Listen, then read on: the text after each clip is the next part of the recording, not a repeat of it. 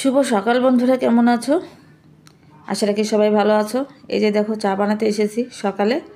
আজকে বানাবো বলতে বানিয়েছি। আজকে ঘোলা রুটি বানিয়েছি আর চা করছি। কি করবো বলো, তাড়াতাড়ি করে তাই করলাম। উঠতে দেরি হয়ে গেছে আর অনেক কাজ ছিল, সমস্ত কাজ কমপ্লিট করতে করতেই তো দেরি হয়ে যায়। তো তারপরে দেখো এই যে এখানে গাজরের হালুয়া বানাবো। তার জন্য কিন্তু এই যে গাজর কুচি কুচি করে একদম ফ্রিজে রেখে দিয়েছিলাম কালকে। তো এই যে এইমাত্র বের করলাম, তো একটু ঠান্ডাটা ছাড়ুক, তারপরে হালুয়া বানাবো। তো এই দেখো হালুয়া বানানোর জন্য দুধ রেখে দিয়েছি। এখানে 2 কেজি দুধ এনেছে শিবার বাবা। আর ও শিবার বাবা হালুয়া খেতে প্রচণ্ড পছন্দ করে, খুবই পছন্দ করে। তো ওই হালুয়াটা খাবে, তো ওর জন্যই রান্না আর কি।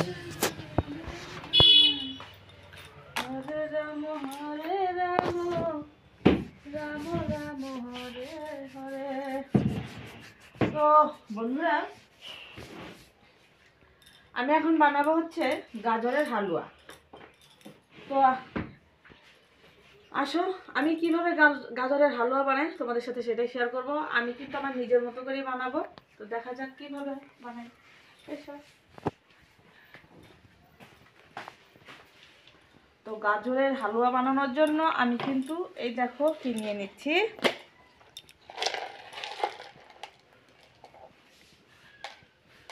এখান থেকে তুমি নিয়ে যাও।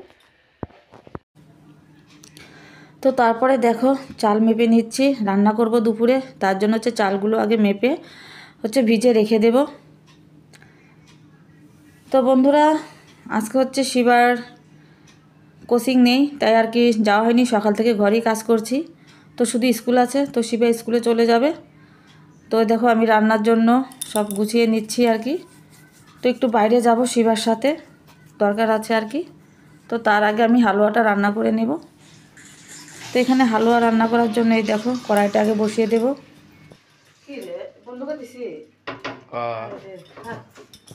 দিলাম। তো যেখানে দুধ আছে আমি দুধটা নিব। এই যে তো গাজর কিন্তু ভালোই, একটু কতখানি দুধ দেবো বুঝতে পারছি না। তো এই যে দেখো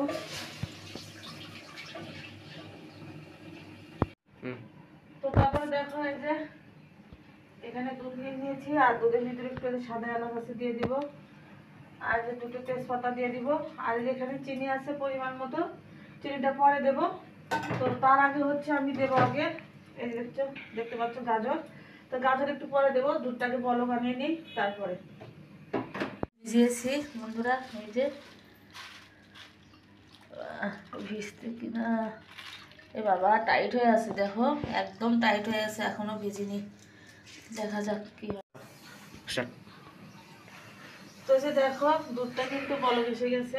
এখন আমি এই যেগুলো দিয়ে দিচ্ছি, গাজরগুলো দেখো। আমি সবগুলো গাজরই দিয়ে দেব। তো আমার তো এইভাবেই রান্না করতে ভালো লাগে। তো অনেকে অনেক রকম করে রান্না করে আমি দেখেছি। তো আমি কিন্তু এভাবেই রান্না করতে অভ্যস্ত, বা ভালো লাগে, খেতেও ভালো লাগে, একদম পায়েসের মতো হয়, খুব ভালো লাগে। তো গাজরগুলো দুধের ভিতরে ভালো করে একদম সিদ্ধ করে নেব। তোমরা কিন্তু পারলে এর ভিতরে কাজু বাদাম এবং কিশমিশও অ্যাড করতে পারো, তারপরে ঘিও দিতে পারো। তো আমি এগুলো কিছুই দিইনি, আমি একদম অতি সাধারণ করে রান্না করলাম। ঘরে কিন্তু সবই আছে, কিন্তু দেখো সাধারণ করে রান্না করেছি। আমার এই যে গরম গরম, কি সুন্দর, ওয়াও, দারুণ লাগছে না? আমি রেখে দেবো, আর খেতে কিন্তু দারুণ টেস্ট হয়েছে।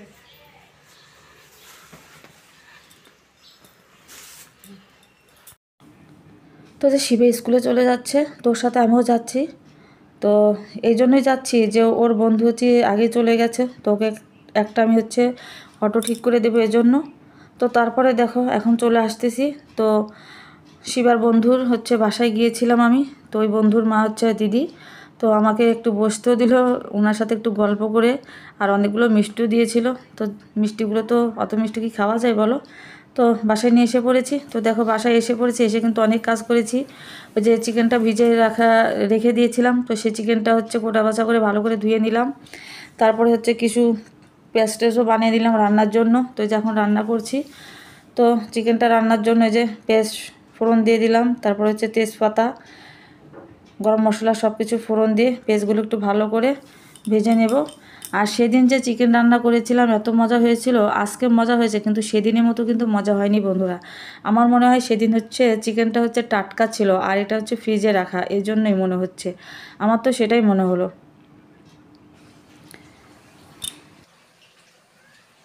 তো দেখো বন্ধুরা, গিয়েছিলাম হচ্ছে বান্ধবীর বাসায়।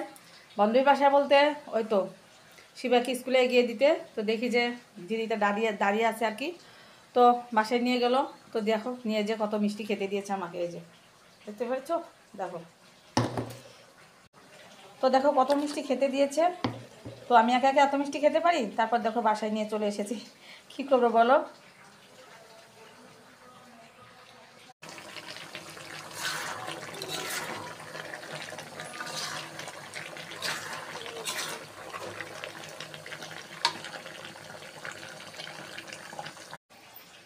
তো দেখতে তো পেলে চিকেন রান্না চলছে ওখানে।